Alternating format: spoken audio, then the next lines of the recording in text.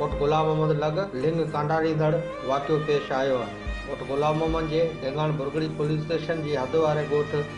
रईसदुल्ला खान बुरगड़ी देव 222 में पैसा न ॾियण तां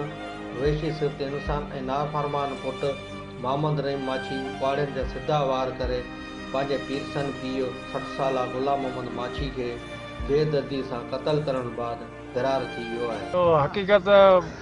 ॿुधण में घरेलू माहौल जे हिसाब सां असां पुछा करे सघूं पीउ पुटु पाण में जेको पैसे जे ॾेती लेती था पोइ तिखा मथा थिया को गार गंद कयूं ॿिए खे थियनि था पोइ छोकिराणो ख़्यालु ॿाराणो नंढो ख़्यालु बर्दाश्त न करे सघे पीउ कुआड़ी आहे वही हथ में धक ॿ टे हई इंसान में झलो घणो आहे ग़रीब वीचारो इंतकाल करे। वाक़े जो इतला मिलण ते ढेंगाण बुरगड़ी थाणे जी पुलिस पारां लाश खे खणाए पोस्टमार्टम लाइ तालका अस्पताल कोट गुलाम में आंदो वियो, जिते पोस्टमार्टम करण बाद लाश खे वारसनि हवाले कयो वियो आहे। उन मौक़े ते पोस्टमार्टम कंदड़ डॉक्टर जान Mohammad Babbar Sun TV news सां ॻाल्हाईंदे चयो त अचानक मूंखे फ़ोन आयो त बाबा डेड बॉडी अचे पई थी उनखे पुटु जेको आहे पोइ पासे खां कुआड़ी ॾिनी आहे कुआड़ी अंदरि खिची वई अंदरि निकिरे न पई